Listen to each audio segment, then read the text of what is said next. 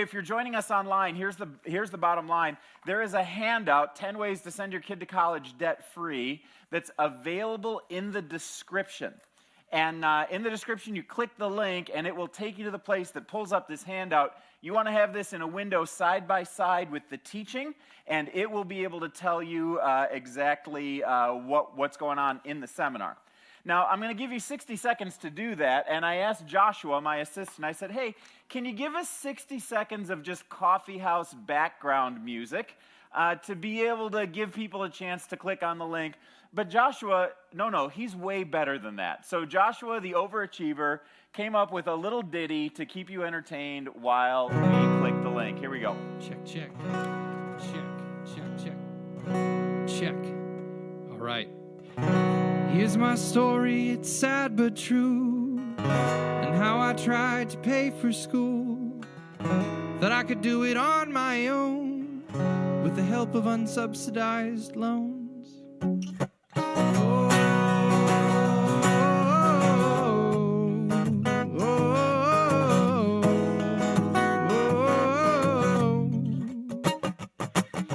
Yeah, I should have known it from the very start.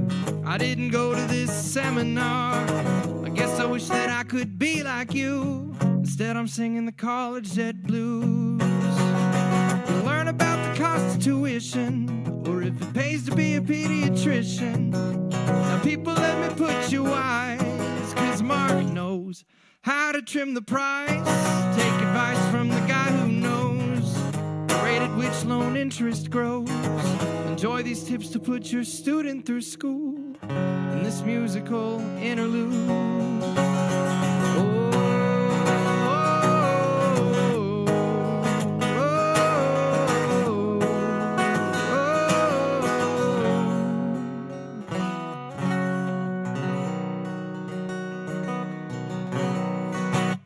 Give it up for Joshua Lilly. Well, when my kids are about 14 or 15 years old, we have the sit-down conversation that is a wake-up call. Because the truth of the matter is, most 14 and 15-year-olds are not thinking about what is their debt going to be like when they're 22 years old. It hasn't even crossed their mind at all, and yet the things that you do during high school make a big difference on where you land in college, which makes a big difference in how much debt you have when you are in graduating college. And so this is why I like to have this conversation where I said, I think this seminar is best for parents of 8th, 9th, and 10th graders. Not that it's not relevant to everybody who's got college in their forefront or in the forefront of their mind, but the earlier you are, the quicker you can get a head start on it. So when I sit down with my kids at about age 14 or 15, this is the conversation we start with. It's on page 1 of your notes. It's a wake-up call as to how much college really costs. Now, if you're going to a public university, these are averages that are on here. The average cost of going to a public university is $8,655. The average cost of going to a private school in America today is $35,056. A public school, if you're out of state, $25,706. Now, there's variation school by school, but these are your basic averages as of this year. Room and board will cost you somewhere around $10,000 at a public university, $12,500 at a private college. Books, somewhere around $1,000, and then transportation miscellaneous kind of depends on where you go. It's a lot less expensive to travel to Lincoln than it is to travel to San Diego, for example. So depending on where you decide to go to school, that may vary up and down. I put a plug number of about $2,500 in there. So the total of each of those is $22,000, $51,000, and $39,000 respectively. Now, as a parent, I'm looking at these and I'm going, I've got 4 kids. So any amount that we're spending on school, multiply times 4, and I got $352,000, $800,000, or $624,000, depending on where I send them. Now, I kind of round that off and say, it's going to be about $125,000 per kid, or $500,000. Now, I don't know about you guys, but that is like more than double what I paid for our house when we moved to Omaha. I think about that expense, I go, this could be the largest expense that I ever generate in my entire life, or that my kids ever generate in their entire lives. And if there's something that's worth figuring out how to beat the system, this is what it is. Here's some very real costs, some tangible costs. Again, if you're joining us on YouTube, I know we got people around the country, even all the way to Amman, Jordan. Welcome joining us from Jordan. But these are some Nebraska and Christian Missionary Alliance schools that you may be interested in. University of Nebraska, Omaha, $7,900. Lincoln, $9,600. Creighton, $43,000. Northwestern University, this is one of the most expensive in the Midwest, $54,000, or a total cost of attendance, $73,000 per year. Anyone want to go to Northwestern? I visited there. I got a man crush on the school. It is an amazing place to be, but it is $73,000. Metro, $2,880. That's the cheapest one on the list, noticed by a long shot. Crown College, which is our school in Minnesota, the Alliance School in Minnesota, $26,970.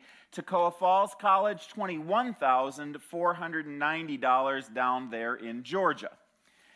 Now, depending on where you decide to go, creates how much you're going to wind up spending there. And the gap in between how much money you have and how much money you spend on college is the amount of debt you have. Now, parents take out loans or students take out loans in order to be able to pay off their debt. And what I love for a young person to think about is, here's what your monthly payments will look like depending on how much debt you have at the end of college. So if you have $20,000 student loan, so if every year you generate $5,000 in debt, you have $20,000 at the end, that's a $215 monthly payment for 10 years. If it's a $40,000 loan, if you have $10,000 in debt every year, that's $430 per month. $60,000 student loan is a payment of $645. If you wind up with $100,000 in debt, if you just put $25,000 on the card for your whole 4 years, that's $1,075. Now think about this. Think about graduating from college. You're 22 years old. You're making a job that's probably around $15 an hour. And your first $1,075 that you earn over 2 weeks of your first month's employment just goes to pay off college debt, and then you can start paying for things like an apartment or a car or a phone or a computer or other things that you want to have in your life. It's amazing the crippling debt that I've seen people in. One of the things that we do at Christ Community, we hire a lot of people for a lot of jobs and do financial background checks when people get a job here. And we notice that it is just not uncommon for people to have 10, 20, 40, up to $200,000 in debt when they're applying for a church job. So, clue phone, church jobs are not a great way to pay off debt. Just for those of you who are not aware of that, that's just a truism. If you're going into ministry, staying debt-free is really, really important. Now, this rate that I figured out, 5.3%, that's the current federal parent loan rate. 2.75% is the federal student loan rate, and it'll knock off about 11% from your monthly payment. So if you go, oh, I can get a cheaper rate, just realize it is not that much cheaper. In the long run, it'll cut off about 11%. So the question that you need to ask yourself as a student, if you're looking at this for yourself, or as a parent, if you're looking at this for your student, is, do you want to be enslaved to these figures for a decade? Do you want to be dropping $200, $400, $600, $1,000 a month into your old college loans as you live through your 20s and early 30s? Now, there are some people who say, you know what? I actually have a pretty high debt tolerance, and for me, it would be worth it to go into debt because of reasons X, Y, and Z. Some reasons I think that are good reasons in particular is if you're planning to go into a high-income job that requires education. Examples would be engineering, law, being a physician. Those are the kinds of things where you say, hey, you know what? I may tolerate a higher debt level because I know I'm going to be making so much money that when I get out, I can pay it off quickly. But if you're going into something that's like social services or ministry or being a teacher or other things that are a lower salary when you get out, you want to be really careful about how much debt you incur in the process so that you can get out in a way that you're either debt-free or low debt. One of the goals that we have for each of our kids is that they graduate from college debt-free. Now, that doesn't mean free. Our kids always have expenses related to college, but our hope is that the combination of the jobs that they work, the amount of money that Kelly and I can contribute, grandma and grandpa money that gets put into the pot, equals the amount that they have to spend, and the rest gets taken care of by scholarships or by some other means. So one of the first questions that I would have, if we didn't have an online audience, I'd have you do this at your tables, but parents, as you sit with your kids, you want to ask that question, what is your debt tolerance? How much debt do you want to have when you graduate from college? Because some of you will say, it's worth it for me to have the debt, and at least knowing it in advance is going to be very helpful. Some of you are going to be like me with a very low debt tolerance, and you'll say, you know what, I want my kids to be 22 years old and be able to do whatever they want in the world. They can travel, they can go into ministry, they can get a job, they can do whatever God's calling them to at that point without being saddled with debt. So ask that question, what is your debt tolerance?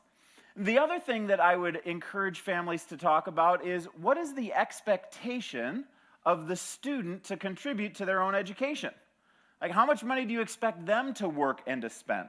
Many of you have kids that are working jobs during high school. How much of that is to be set aside for college?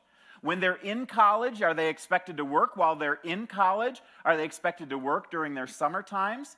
It's not too difficult to make $2,000 or $3,000 in a summer for a college student, and makes sense that that would be contributed towards their own college education.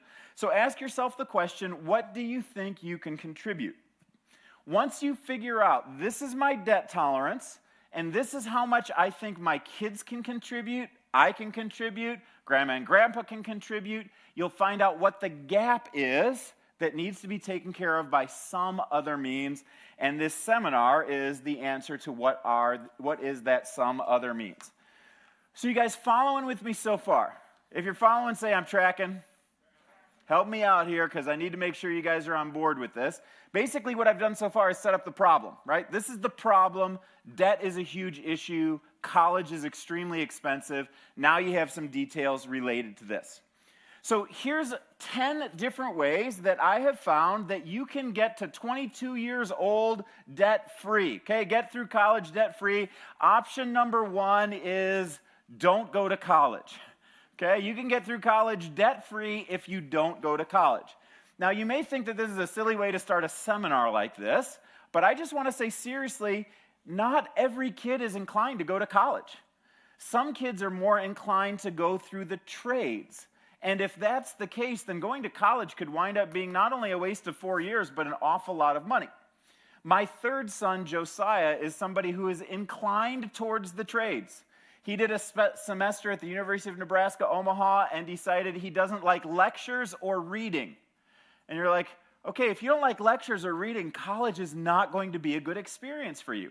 He loves hands-on work, and he's really good at that kind of work. And so for him, it makes sense to say, you know what, let's take some classes at Metro, and let's be able to help you get into the trades in a way that can help with that. Did you know that only 32% of Douglas County residents have a bachelor's degree? So it's not required for life that you have a bachelor's degree. Trades offer good, respectable jobs with great income. An apprentice will make money from ages of 18 to 22 without any debt and a good salary after that. If you specialize in a good trade, you can make more than some of your college-educated buddies. I don't know how many people I know that went through college and they got their history degree or philosophy degree or whatever degree they decided to get that was usually from the softer humanities side. They get out of college and they realize there's nobody hiring philosophy degree people. And they wind up serving coffee at Starbucks wondering why they spent all the money that they spent. Whereas the kid that got trained as a welder or an HVAC technician, all of a sudden is finding they've got employable work all over the place. In fact, welders, as one example, are retiring at a rate 5 times higher then new welders are coming into the occupation. So welders are going to be a very high demand occupation. Here's some averages of some different trades. Wind turbine technician is an amazing job right now. $67,500 is the average salary. Plumber, $51,000. HVAC, $51,000. Elevator mechanic, $49,000. A welder starts at about $35,000, but they can grow to $100,000 or more. And if you specialize in things like large tractor mechanics for Caterpillar or John Deere, six-figure incomes just aren't that uncommon. So Mike Rowe of Dirty Jobs says, in the trades, if you show up on time, work hard all day, and volunteer for the tough jobs, you'll be a supervisor in no time and wind up owning the company. And that's just true in the trades. Okay, I did a little bit of math on this to put on board to say, okay, what's the difference in a lifetime of being a plumber versus a pediatrician? Because people oftentimes don't think, the plumber gets an 8-year head start because he doesn't have to go to school, and he can be saving during that time instead of spending.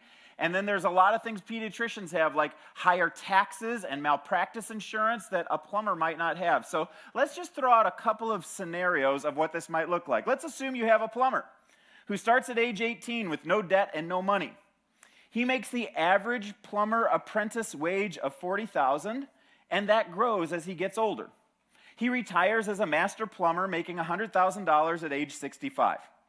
He puts away $5,000 per year between the age of 18 and 40, and then $10,000 per year after that for retirement.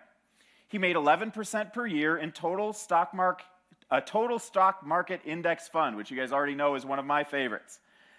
He invested $360,000 over a lifetime, and he winds up with $6.5 million at retirement. Okay? That's not bad for a plumber to retire with $6.5 million.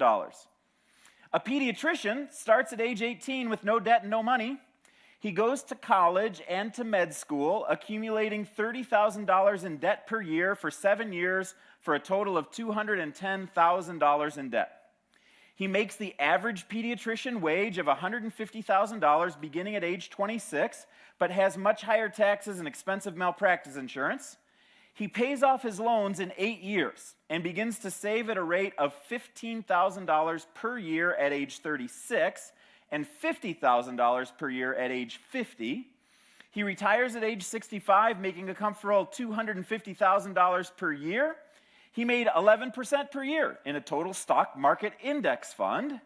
He invested $975,000 over a lifetime, but wound up with $4.9 million in retirement. So at least in this scenario, the plumber does better than the pediatrician. And if you're smart and you invest wisely, you can be in the trades and have a really good retirement at the end of time and never miss having a job for a day in your life. All right, that's option number one, okay? Option number one, don't go to college. But most of you didn't come to this seminar for option number one because you want to go to college. So here's option number two. Athletic scholarships. Athletic scholarships. Now, I know if this was your game, you probably would not be at this seminar right now, but we're going to go ahead and talk about it for just a moment anyway. Athletic scholarships are generally a bad bet for going to college. Only 2% of high school athletes ever get scholarships, and most of these are partial scholarships. Now, you may know some athletes who say, I got to school and they gave me not only an athletic scholarship, but an academic scholarship, and combined those things worked, and that's great. But let me let you know that that athletic or that academic scholarship probably would have come your way anyway if it's genuinely an academic scholarship. So some colleges will offer this, but you would get those anyway. You would be much smarter, parents, if you've got young kids, to invest the money that you're spending on elite travel teams into mutual funds and then use that money to pay for your kids' college. All right, enough said about my little soapbox on athletic scholarships. Option number three is military academies. Military academies. Some of the best schools in the country are run by the armed forces. West Point, Annapolis, and the Air Force academies will give you a first-rate education, and you'll graduate debt-free. Now, the catch of going to military academies is that you owe them 4 years of your life, and you're constrained by military discipline. For some people, this is very attractive. For some, this is very unattractive. But just because you go into the military doesn't mean that you will necessarily see combat. Graduates oftentimes become intelligence officers, logistic officers, engineering, or other non-combat officers. In fact, this is the more normal path for those who have a college degree heading into the military. We've had about a dozen good friends have their kids go to military academies, and I think pretty much universally they've had good experiences there that have led to great career paths for them. Option number 4 is similar. It's ROTC, or the Reserve Officer Training Corps. In the ROTC, you can get a free education while going to a top-notch school. What you do is you sign up for ROTC at the same time as you're taking your classes. So your primary extracurricular activity while you're in college is ROTC. You're becoming an officer. Now, this training includes great leadership development and career training, as well as physical fitness at over 1,700 colleges and universities in the United States. Now, similar to going to a military academy, you're obligated to 4 years in the military. After that, plus 4 years in the reserves, but they pay for your school. And in order to get in, you need a 2.5 GPA and a 19 on the ACT, as well as passing a physical test. But similar to the military academies, you go in as an officer, not as a grunt. You are also guaranteed your first job out of college because you go into the military for your first job out of college. I would say for many students, ROTC is a good option to get through college debt-free. All right, option number 5, getting your kid through college debt-free is this: get yourself a second job and just work it off. Now, for many parents, you go, this is not an attractive option for me, but I want to at least put it out there as an option for parents who value being debt-free. If your student wants to go to college, they want to live on campus, if your family is not low income and your student is not a fabulous student, this may be your best option as a parent. Sacrifice 4 years of your life in order to put your kid through school and hope that he or she appreciates the effort that you have put in to make that happen. The cost of college for a year is about the same as a full-time job for a year. So think about that as a parent. You say, this is an option. It's a very real option for you. If you want to get your kid through college debt-free, one of the options is get a job and just pay for it. All right, option number 6, skim on costs. Skim on costs. One way to do this is to go to Metro for your general education requirements and then transfer to a state school. This is an option that was a good option for our son Josiah, was to go to Metro instead of going to other schools and just bang out one class at a time to be able to make progress towards a degree. Some of you may say, you know what, I want to go to Metro full-time as a full-time student. And while I'm there at Metro, I'll go ahead and get my first 60 credits. Now, tuition plus living on campus at UNO will cost you $20,000 a year. If you decide to live at home and go to Metro, you pay about $2,900 per year. That's a $17,000 savings per year to choose Metro instead of choosing UNO.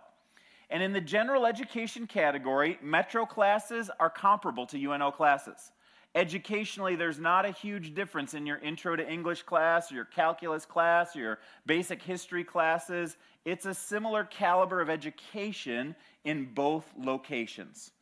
And often, Metro is more flexible, more accommodating, and gives better access to professors and not TAs at the introductory level. Now, as for socializing, some parents say, hey, or some kids say, I want to go to a campus because of socializing. I know quite a few people around here at Christ Community that go to Metro. They get their social world through 808, and they have jobs that help to defray expenses and help them get into a more socializing kind of a community. So Metro is one good way to skim on costs. Another way is to live at home and go to UNO. So you say, okay, I'll go to UNO, spend $10,000 a year on tuition, but I'll live at home for the rest. And Kelly and I have some friends who had their kids start this at age 16. They were a homeschool family, their kids were academically advanced, and so they could take college classes starting at age 16.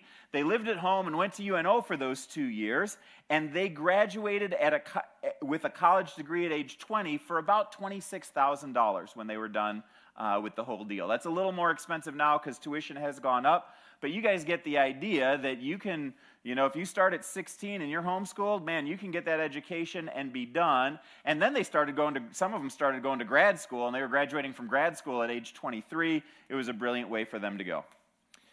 All right, option number 8. Option number 8 is work colleges. Work colleges.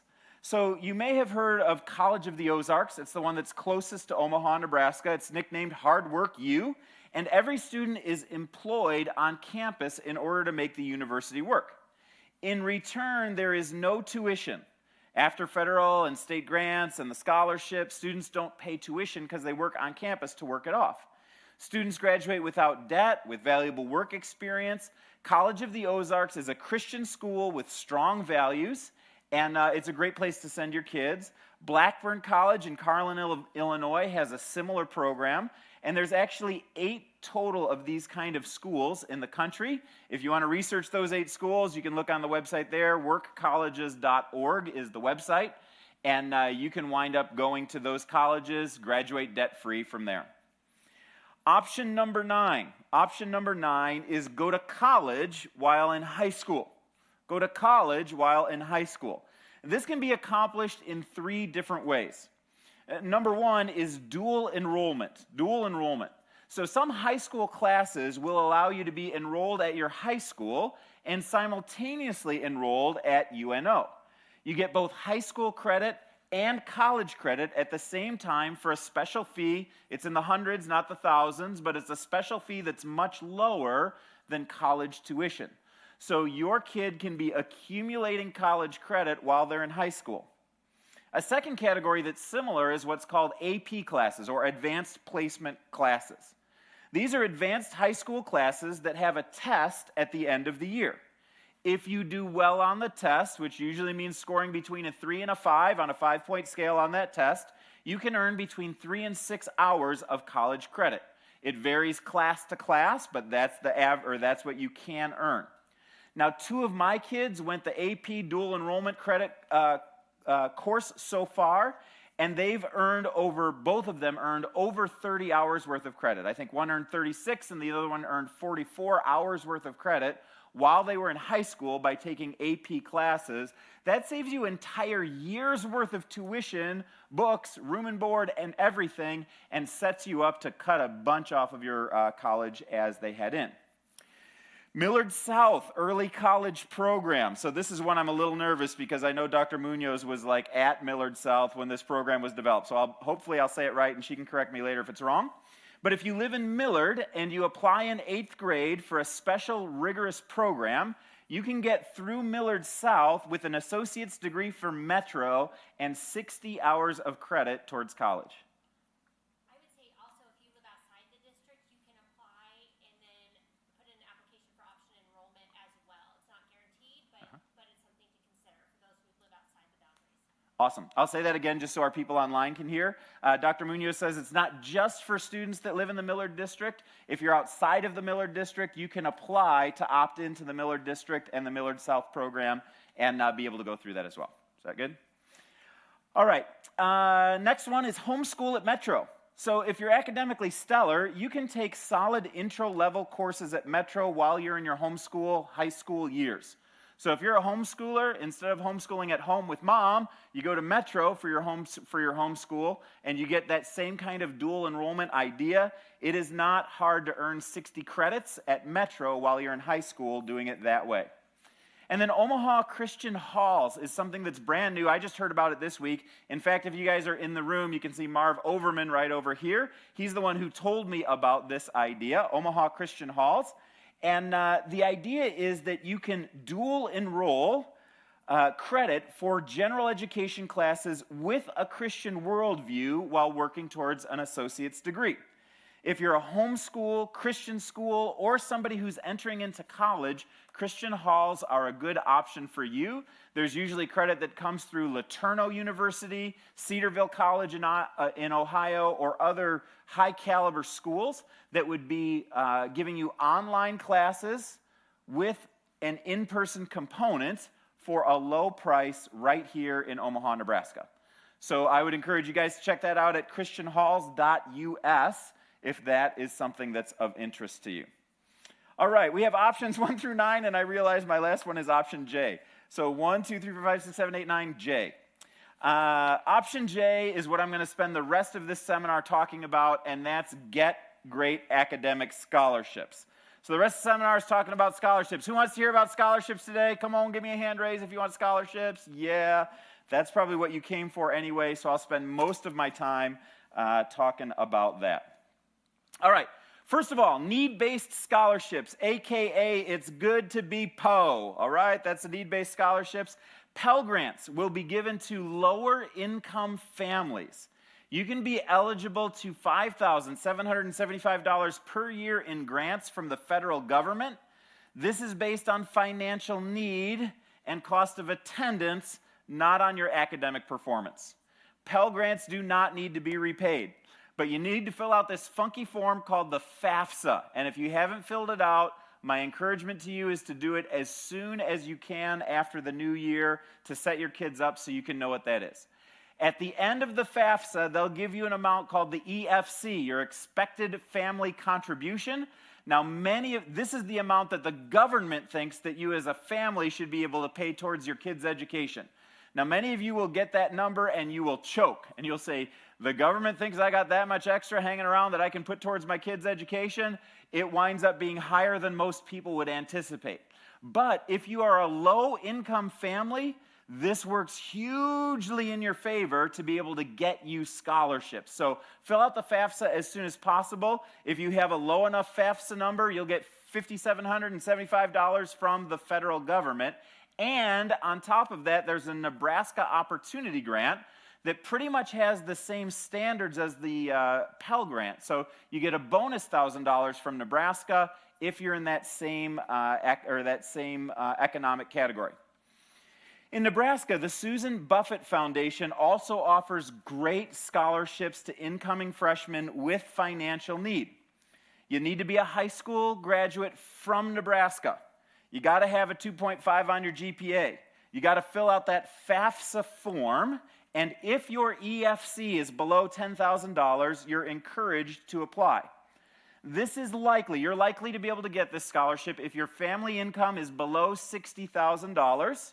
If it's between 60 to 80, you probably want to apply anyway and just wait and see if you can get it. Now, you not only need to come from a Nebraska school, but you need to be attending a Nebraska state school or community college. And this scholarship covers all tuition. Can you guys believe that? All tuition gets covered by this scholarship based on financial need, coming from Nebraska, and going to school in Nebraska. It's an incredibly generous scholarship program that you should take advantage of if you can. Now, there's a lot more need-based scholarships that are available school by school. So whatever school you want to go to, if you're somebody who's in that category of financial need, then you want to apply for whatever scholarships you can in a variety of different schools. There are a huge number that are available. I'll tell you where to find those in just a minute. But if you're a good student from a low-income family, it's not hard to go to college for free in Nebraska. Let me say that again. If you're a good student from a low-income family, it is not hard to go to college for free, at least tuition-free, in Nebraska. Do some digging, apply for everything, and thank God for being in such a great country and state and church that would offer the cool scholarships that are there. Vicki, do you have anything else on the Susan Buffett scholarship that you would know of? No, I think just make sure that you get that FAFSA done well in advance so you know whether or not you qualify for the scholarship. Good. Yep. Get that FAFSA done well in advance so you know if you qualify. The other thing that I would say on that is I believe that we are just past the deadline for the Susan Buffett Scholarship. I think it was February 1, February 5, somewhere in that arena. So if you're a senior, that's not good for next year. But if you're a junior, sophomore, freshman, be thinking about that in advance. Make sure you get your FAFSA done the first week of January so that you can apply for the Susan Buffett thing by the first week of February. All right? Okay, next scholarship category I want to talk about is not a need-based. This is an academic-based scholarship. It's called the GRID, or I call it the GRID. It's very frequent at state colleges, and occasionally you'll see this at private colleges. What do I mean by the GRID? Well, what oftentimes state colleges do is they'll say, we're going to line up grade point averages on one side of the grid and ACT scores across the top of the grid, and you find your grade point average and your ACT score, and whatever box that's in, that tells you how much scholarship you should be able to get. University of Nebraska Omaha is one of the schools that uses the grid. So for example, they will give you a Regents scholarship if you have a minimum 30 ACT and top 25% of your class. If that's the case, you will get full tuition. Now, a brief side note, as I'm talking about this, I'll use the terms full tuition and full ride. What do I mean by those? When I say full tuition, it means it covers all the tuition but not room and board. When I say full ride, it means it covers full tuition and room and board for you. Okay, so full tuition is just tuition, full ride is everything. So Regents will give you full tuition for a 30 ACT and top 25% of your class. Pretty good, huh? You can get a Chancellor's, which is $3,000 per year, if you have a 28 ACT and top 25%. You can get a Dean's Scholarship for $2,000 per year with a 26 ACT and a top 25%. Let me give a hint toward the future and ask you the question, if you're a student who wants to go to UNO and you've got a 28 on your ACT, what should you do? Take the ACT again. Take it again and again and again and see if you can get to that 30. Because the truth of the matter is, with academic scholarships, ACT scores turn into dollars. And you can take the ACT and the SAT over and over and over again. Different with the PSAT. That's a one-timer only. But ACT, SAT, take those babies over and over again because it is the most efficient way to get more scholarship dollars. Here's another example of a grid, and this is literally in a grid. This is Toccoa Falls College, which is our Christian Missionary Alliance school in Georgia, the way they work it out. You can kind of take a look on there and see how much you can get per year based on a combination of your ACT score and your grade point average, okay? Based on that, you can look it up right there. Some people ask the question, can I ever get full tuition on the grid? And the answer is sometimes you can. UNO is the only one that I know of in our area that you can get full tuition on a grid. There may be some others out there, but I haven't found any others in Nebraska that will give you that automatic scholarship. You just need to check under the scholarship section, school by school across the country for wherever you want to go, look for the grid, and especially if you're somebody who's in that 3.9, 4.0 section, good on the ACTs, bing, bang, bong, you can get a lot of money for school if you research well on the internet how to do that. So those are automatic scholarships that come on the grid. I want to talk now about competitive scholarships. Competitive scholarships. Most colleges have scholarships that are competitive, meaning they have a limited number of scholarships and they will give them to the best applicants that they can get. So it's not automatic with your test scores. Oftentimes there's an interview that goes along with that, or a written part that goes along with that, or they take into account your extracurricular activities. The University of Nebraska-Lincoln, for example, the full tuition Regents scholarship is a competitive scholarship. Now, generally, they'd say it takes a 32 on your ACT and top 10% of your class to be considered very well, but there's no promises that just because you're top 10% and 32 on the ACT, you'll get it. That just gets you in to apply, and then there's a committee that decides who actually gets it. Another great scholarship is the Walter Scott Scholarship at the University of Nebraska, Omaha. A lot of CCC students have gotten this scholarship. You need a 31 on your ACT and good grades. They're competitive, and they're only for engineers. But they cover tuition, room and board, and get this, maid service, okay? Tuition, room and board, and maid service. It's the only scholarship I've ever seen that covers maid service, but they know what male engineering students are like, and so they go ahead and put that in there. Lots of Scott scholars also get good jobs at Kiewit. Walter Scott was an executive at Kiewit, and he created this scholarship program because they had a hard time getting enough engineers to come to Nebraska for Kiewit, so they love to have these guys go through the program and then become engineers at Kiewit. The best scholarships across the country are competitive scholarships. And I want you to know that almost every school that you apply for has competitive academic scholarships. Nearly every school has at least 2. Some of them will have like 100. And there will be various types for various kinds of students with various types of skills. But you have to look school by school, and for those people who find those full ride scholarships, it's almost always a competitive scholarship that's particular to an individual school. If you're a sharp student and you interview well, these are worth going for. Now, usually you can only go for it at a couple of schools. The reason is because it takes an on-campus interview, a lot of paper writing, and a lot of stuff to do that. I would encourage people not to try for more than 5 schools, just because of the volume of work that it takes to be able to get these kinds of scholarships. But all it takes is one to say yes. And if you're somebody who's got some unique talents, a great smile, able to have good conversations, and you're good in academics, these are a great way to go. They can be worth $80,000, $100,000, $200,000, depending on the school that you're going for. So I would encourage you to do that. The other thing that I'd encourage you to think about is competitive departmental scholarships. So a lot of schools, particularly the larger state schools, have scholarships that are particular to the engineering department or the arts department or the music department. And you need to look up those scholarships and be proactive to find them and figure out the application for them. Now, you probably want to be doing your research your junior year, because oftentimes the deadlines are like October, November, December of your senior year. So you want to be paying attention for when those deadlines come so that you can be in for the scholarships early. The most underused scholarships in America are departmental scholarships at big universities. Why? Because you have to take initiative in advance to be able to find them and get them. So whatever school you're going to, look in the department that you're headed towards and see if there might be some good scholarships in that regard as well. All right, and then scholarships particular to you. Scholarships particular to you. I asked the question, are you a left-handed son of a bacon stretcher who is going to Hawaii to major in underwater basket weaving? If you are, there's probably a scholarship there for you.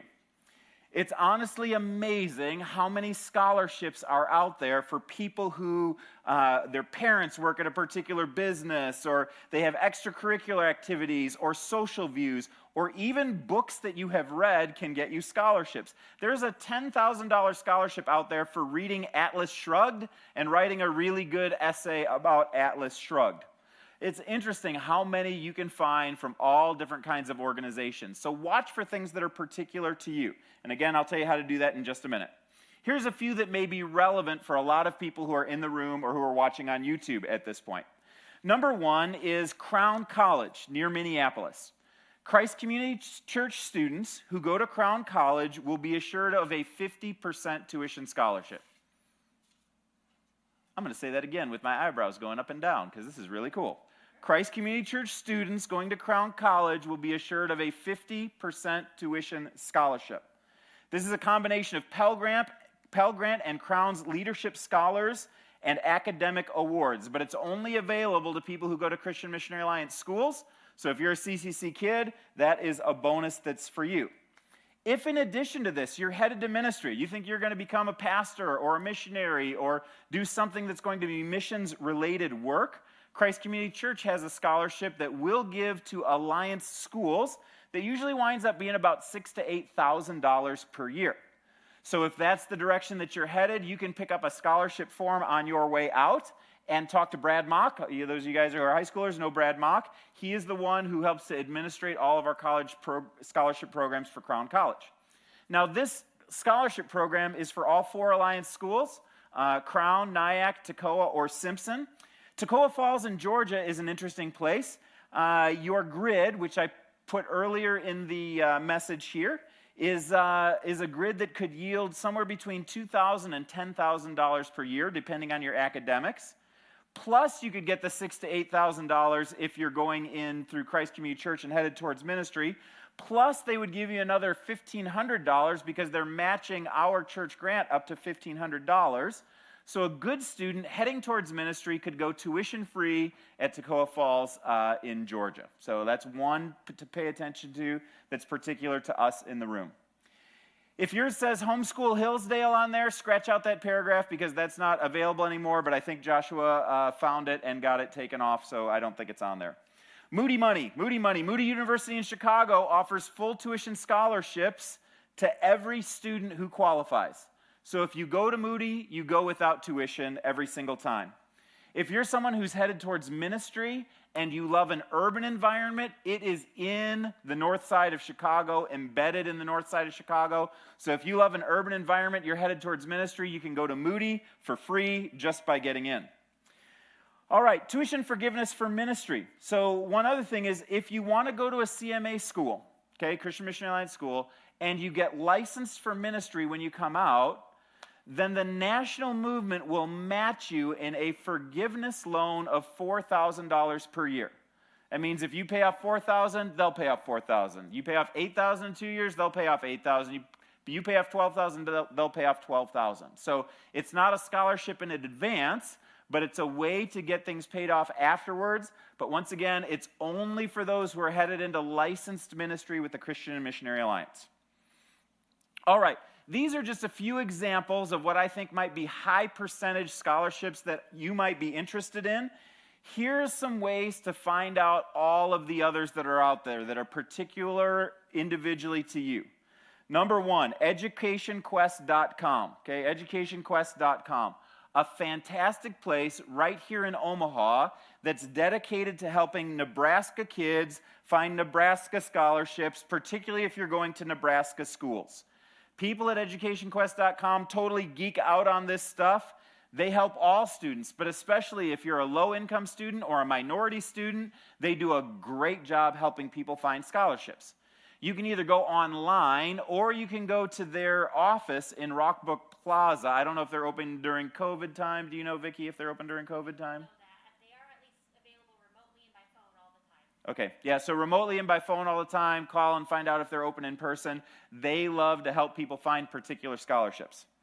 Another one is a website called fastweb.com. And what FastWeb does is it asks you 100 different questions about yourself, your interests, your experiences, what your parents do for a living, all that type of stuff. It puts it into their computer formula, and then it spits out a long list of scholarships that you might be able to apply for. So if you go to fastweb.com, put in all of your information, they'll spit out a whole bunch of scholarships that are good for you. My favorite of all of the websites, though, is college-confidential.com. And here's the reason why. It's an open source website, meaning anybody can write on it who wants to. And the people who generally write on it is parents that geek out on finding stuff for their kids. So they go online, they do all of the research, and they'll put it into a summary document and upload it into College Confidential. And then you can find that summary document and download it, and it's a shortcut for a huge amount of work. So for example, you could type in there, full tuition scholarships for National Merit Scholars, or great out-of-state tuition rates, hit search, and there is some obsessive parent who has already done all of the work for you and will spit that out for you, and you'll get a summary list without having to do all of the research. So college-confidential.com is a great place to go. Last one I'll recommend is Best College Reviews, blah, blah, blah, blah, Nebraska. These are the 15 best Nebraska scholarships, and they just list them out, and they do a great job of listing out some great scholarships that you can head towards. All right, the last one I have on the scholarship list is the Golden Apple. I call this the Golden Apple, and that is becoming a National Merit Finalist. Becoming a National Merit Finalist is the surest way to get a full ride scholarship. How do you become a National Merit Finalist?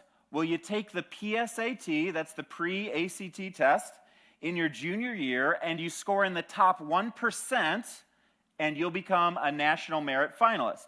You ask the question, is this hard? The answer is yes, this is hard. You have to be top 1% to be able to get it. But one of the things that I've found, and this is really, really important, is that standardized tests are both a measure of your academic aptitude and a skill that you can master, okay? So you can get good at test taking by learning to take the tests well.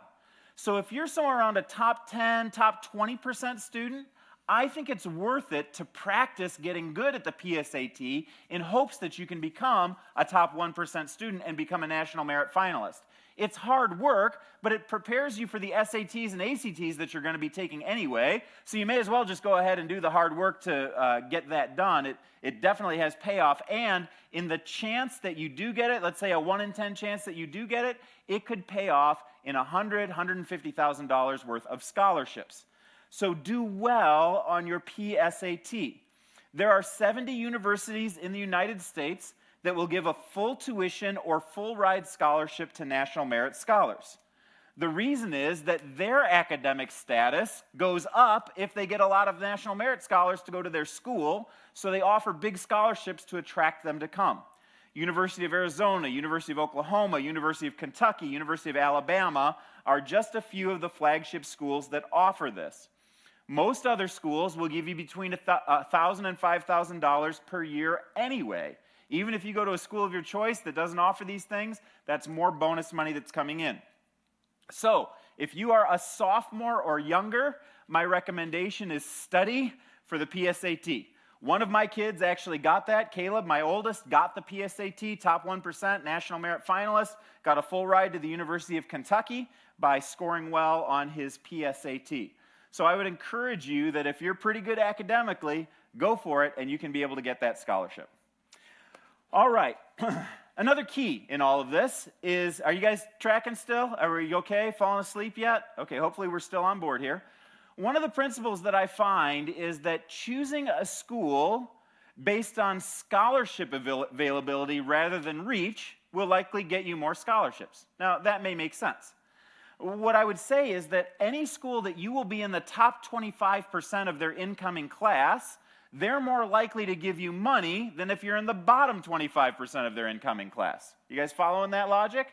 So some people say, I want to apply to a stretch school, the very best school that I could go to. I want to go to Princeton or Harvard or University of Chicago or whatever the great school is, but they find out that they're in the bottom fourth, they struggle all the way through, and they get no scholarships and wind up with a high-status school and a lot of debt at the end. But if you say, you know what, I'd be willing to go to the next tier of schools, you could wind up with a similar level of education and wind up graduating debt-free. So I kind of put these schools in this order: elite schools, flagship state schools, mid-range private schools, standard state schools, and community colleges and trade schools. That's kind of a general altitude of academic status between them. And you may say, you know what, I want to aim one level lower so that I can get scholarships one level higher. Now, this doesn't mean that you should outlaw the idea of elite schools. Because sometimes elite schools rock in the scholarship category. Princeton is one of those. The lowest debt per average per student in America is Princeton University with $6,000. Why? Because they have these massive endowments that allows their school kids to be able to go through for free. So don't rule out those elite schools just because they're elite schools. Apply to one or two of them and see what you can get from them. You might find that you can get better scholarships at the elite school than you can at the good state school. So it's just a matter of trying and finding those kinds of things out. This is a general paradigm, being in the top 25%, but it is not a hard and fast rule. So be paying attention to that. My general recommendation to people is find out 5 schools that you really want to apply to by the end of your junior year. So spend your junior year figuring out what schools that you want to apply to, then get in on early applications your senior year, get all your scholarship stuff done your senior year, see what comes in, and then usually by about February or March, you can determine what all your scholarships are, what all schools have accepted you, and make your decisions, and part of your decision making can be what kind of scholarships I get. Does that make sense to you guys? So try and get that done by your junior year so you can get that. If you're a parent, page 9 is all about what you should do. What you should do as a parent to help your kid get great scholarships. Number 1 is get good grades. So this sounds obvious, but grades turn into dollars when you get to college. Okay, grades turn into dollars when you get to college. And if you want your kid to graduate debt-free, good grades are a huge helper. Number 2, maximize your ACT scores. Maximize your ACT scores. When it comes to scholarships, this may be your single most important activity. More important even than getting grades. Because you'll notice on those grids, it's 50% grades and 50% ACT score. I don't know how many tests you have to take to get a grade point average, but let's say it's 200 tests you take in your high school career to get a grade point average. The ACT is how many tests? 1 test. this one test determines half of your scholarship ability, you should focus on doing really, really well at that test. This is why I always have my kids take the ACT 5 times in order to be able to get the best score possible, because the payoff on it potentially is enormous. So Caleb, my oldest, grew his score from 27 was his initial ACT score to 34. And some of you know 36 is the top score there. 34 will get you great scholarships around the country. Casey, my second, started at 25 and she got up to 32. Both of them improved their score by 7 points. Haven, my third, just took her first test and she got a 31. And so we're thinking she's got to improve by 7 points as well to get a 38 before it's done. No, we're not putting her pressure on that. But it's great to be able to say, if you study for the test, if you develop the skill of studying for the ACT, you can get even higher scores by practicing taking the test and studying for the test. Here's what I do with my kids. This is just parent tip right here. You guys can do this if you want to. I'm just telling you what we do in my family. I sit down with the kids and I have the talk, the sit down, be scared about college costs talk when they're 15 years old, and then I make them a deal. I say, if you will study for the ACT 5 hours a week, I will pay you as if you're doing a $10 an hour job. And here's how I'll pay you. I will pay for all of your automobile expenses. So I'll pay your insurance and I'll pay your gas, and you can drive whatever family cars we have if you study 5 hours a week for the ACT. Why do I do this? Because I know that this is the highest payoff job that they could ever have in high school. There is no job that they have that's going to wind up yielding $80,000 or $100,000 at the end of that job. So if I can get my kids to study for the ACT, wind up getting way higher scholarships at the end, it's worth it for me to pay their automobile expenses in order to be able to make that happen. Now, the other thing that I do for all my kids is I get them John Baylor test prep. Now, some of you, if you're students, you're familiar with John Baylor. He goes to high schools, teaches live. He has live seminars. What I like the best of all of that, though, is his online seminars, because you can buy them for a year at a time, or he's got different package deals that are out there, and your kids can watch them over and over and over again. John Baylor, I want you to know, is a rock star test prep guy. Not only is he great at preparing students for the ACT and SAT, but he tells my kids things that I want to tell them as a parent, but they'll hear it better from John Baylor. All kinds of things about education, about studying, about treating their bodies right, about preparing for exams. He's really, really good at it, and I can't give a high enough recommendation. It's usually a few $100s for a year's worth of test prep. I'd recommend John Baylor. I'd also recommend Princeton Review. So if you're going online or if you're going to a bookstore and you're saying, which ACT prep book should I pick? I would pick the Princeton Review books. Here's the reason why. Most of the ACT books that are out there that are preparing you to take the test. Princeton Review is preparing you to beat the test. Princeton Review people hire people that used to work for the ACT that have all of the inside ideas of how to best take the test in order to be able to maximize your test scores. They will give you tips that other places will not give you. So I would recommend Princeton Review for your best test prep company. Third thing, parents, I want to encourage you to make this your hobby. Don't leave it just up to your kids to be able to find these things out. You do the research on the internet. You check collegeconfidential.com. You look at different kinds of schools. You help figure things out. You've got a 25 to 30 year advantage on your kids in the way that you think about money, and you give them a massive gift if you're willing to put in the work to do this. So you can tell for me, I've been spending the last 11 years geeking out, making this my hobby. Why? Because I want to give my kids the gift of being able to graduate from college debt-free. And the hours that I spend on this have huge payoff for my kids in the long run. Last thing, and I've already mentioned this, is get familiar with collegeconfidential.com. It's a parent site. Kids don't like this site too much, but parents love this site because of all of the information that's already been compiled for you. All right, this is my final conclusion here before I get to question and answer, and that's this. It is a ton of work. It's a ton of work to do this. But if you're a parent, this could save your kid $100,000 to $150,000. As a family, it's probably going to save us, by the time Haven's done, somewhere between $400,000 and $500,000 as a family. For me, I invest about $5,000 to $6,000 per kid in high school in this. Now, the reason that I do this, I mean, that's all the car expenses, that's the John Baylor test prep, that's visiting universities, that's taking the ACT 5 times, all that winds up costing money. But if I can spend $5,000 in high school that pays off in $100,000 in college, it's about the smartest investment that I can make in my kids to make that happen. So parents, I'd encourage you to figure out, what do I need to invest in advance in order to be able to make this happen? So this is probably the 4th time I've done this seminar at Christ Community Church, and I know a lot of families that have put this stuff into practice and saved themselves a ton of money.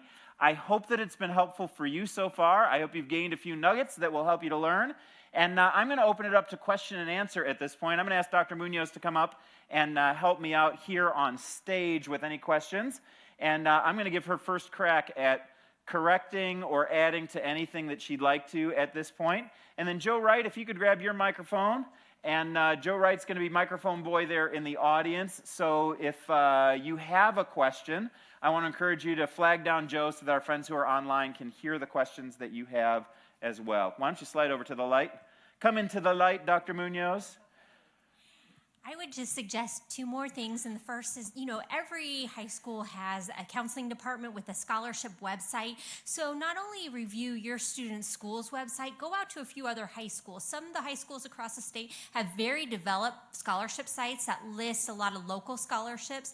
Sure, they may be smaller, but $250 is still a $250 savings if your student does earn that scholarship. The second thing I just want to suggest is to encourage modeling the flexibility of thinking. Sometimes students have, one school that they have their heart set on, but it's good to go out there and see a lot of different schools, see all the possibilities out there, weigh pros and cons, but you never know what those final financial offers will look like. And so it's really important to find a few places that your student could see themselves with, where they could see themselves out in the future. Sounds great. Sounds great. Thank you. And I know what I'm doing tonight. I'm geeking out on high school counseling scholarship sites all across Nebraska. That's going to be like my fun after the Super Bowl tonight. All right. Questions that you guys have? I know this has been like a massive spewing fire hose on all of you, but I would love to hear any questions that you have that might be helpful to your particular life stage, situation, ideas that you may want to add in, etc.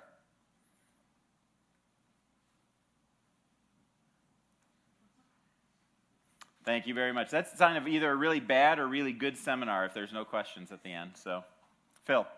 Yeah, so I have a kindergartner, so I'm like way early to this. You are ahead of the game, my friend. So one question I have is, with you having 4 kids, at what age do you notice the pivot towards academic inclination, or where there needs stronger coaching? Oh boy, Kelly. That's a much better question for my wife, honestly. I don't think she wants to come up to the front. But she's the homeschooler. She homeschooled all our kids through 8th grade. And we've noticed a couple of pivots that we see in their lives. One is the learning to read to reading to learn pivot. So for our kids, that's 5, 6 years old that they're usually learning to read well enough that they can read on their own and then begin reading to learn. If you're in the public schools, it's usually a couple of years after that. So a little bit slower in the public school track, but Kelly got our kids on the reading track earlier. So it was one key pivot that they had was that. If they can read to learn earlier than other kids, that shows they're probably a more academically inclined student. The other thing is to watch what is their interest level, how much do they love to dig in on their own. I think for homeschool kids, it's different than public school, so my experience may not be the same as other folks that are here in this room. But we would see in our kids sometimes, a natural inclination to be hungry for more learning. So I think our 4th was actually the hungriest of the 4 that we had for just wanting to do extra activity, dig in on her own, try and figure things out. She's very academically inclined. Our 2nd was the fastest to read and the most voracious of our kids in the volume that she brought in. So that was another key indicator as well.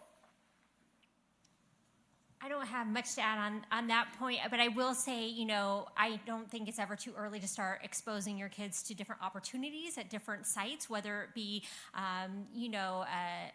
Southeast Community College, where they're doing tractor repair, or Creighton University, if there are opportunities you have in the community. I always point those things out to my kids so they know that this could be a place where you could be successful at. Do you see yourself here? We have those conversations. My kids do not like going on road trips because when we went to all the national parks, we stopped at every college along the way. But I want them to know there are opportunities they haven't even thought of before. It's really good. That's really good. Mark, we have a couple of online questions. Oh, we can do that. I love that, Carrie. Yeah, Bring they're it. a little bit behind us, but that timing-wise. First one from Marsha. I have little kids, 3 and 7. Is there a best way to start saving money for them now? Well, Marcia, first thing I would say is just the fact that you're thinking about saving money at that age is a brilliant idea. If you were watching my message last week, we were talking about the power of multiplied money that invests. So if you invest in a 3-year-old at 10%, that money will double twice by the time they're 17. So you put in $5,000 now, that's $20,000 by the time they get to college. So socking money aside now is helpful. There's something called a 529. Do they still do those? Which gives you tax advantages. It's a federal program that gives you tax advantages to allow your money to grow tax-free, particularly if you're saving for college.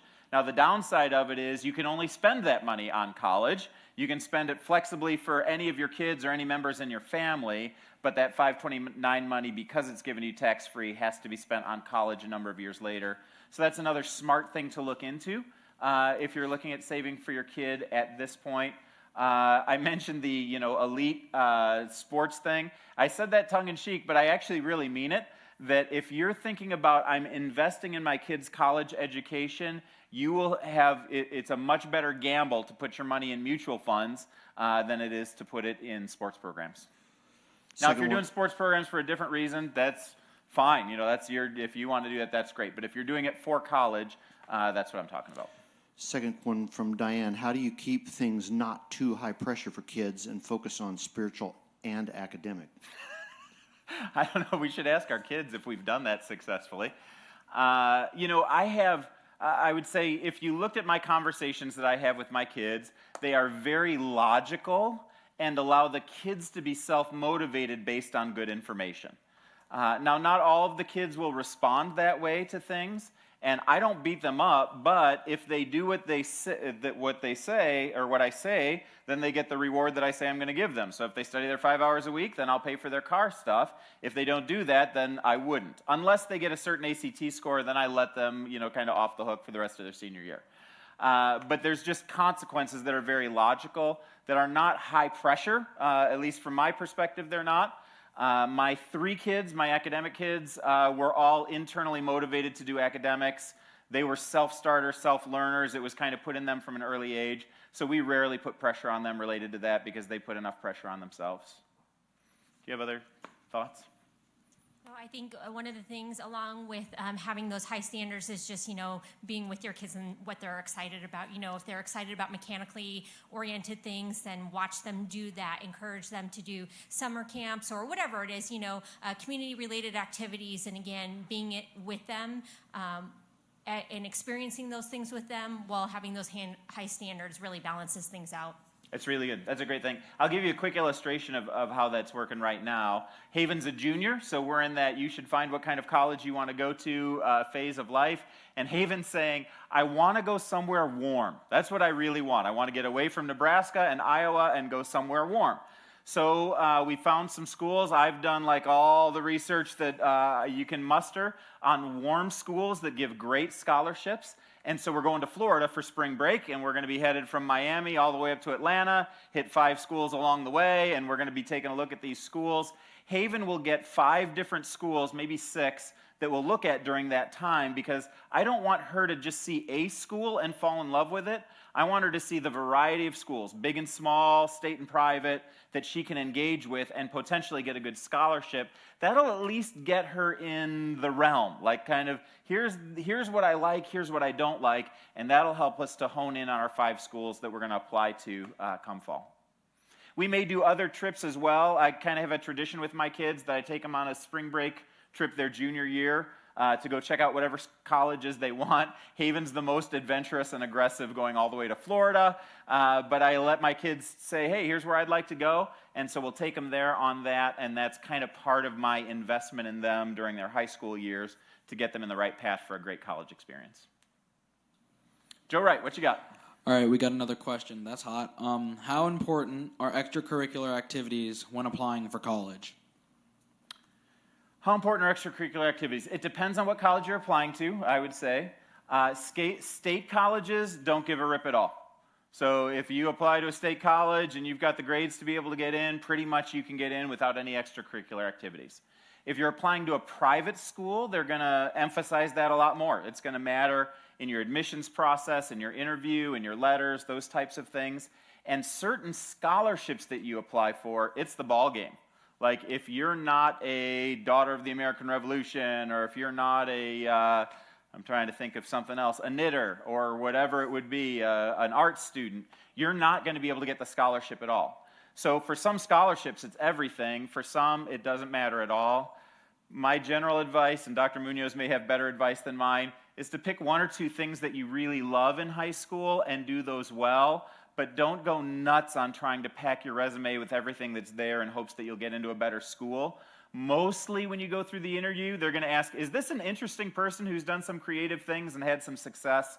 And that's a pretty good indicator of getting you in, unless there's a special scholarship. You can go ahead and... I think quality is extremely important, much more than quantity, and especially quality in perhaps some interests that are very authentic to your student, but also may match their future career interests. So if your student is interested in a medical profession and they join the Health Occupation Students of America and have a leadership position in that role, that further shows that they're going to be successful in a medical-based program. That's great. That's great. No more online. Any others in the room here? What other questions do we have here in the room from folks? Oh, we have one more online? All right. Could you expand on the Millard program for the 60 credit hours, especially for those outside of Millard schools? I would say definitely refer to the Miller Public Schools website and the option enrollment procedures. I'm not up to date on all the option enrollment procedures, but though you can option into Miller, there's an opportunity to do that. It's not guaranteed. And with that option, there's also possibility of applying to the early college program. I know that application is done for current 8th graders right now. That process is over, but if you have a 6th or 7th grader who might be interested, definitely contact their student enrollment services for all the online procedures. So really two things they have to do. They have to opt into the district and they have to qualify for the program. That's correct. Yep. Great. What else? Anything else we got in this room?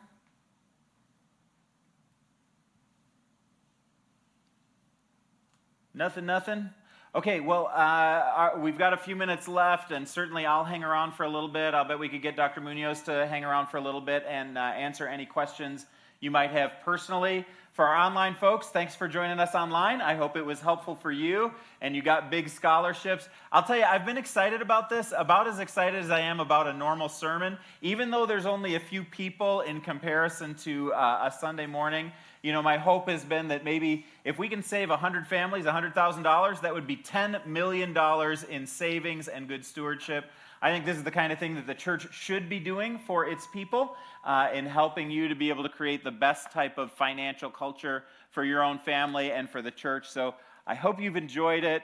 God bless you all. College scholarships for here at Christ Community for the Christian Missionary Alliance schools are available out back. And that's all I have to say about that. God bless you guys. Have a great day.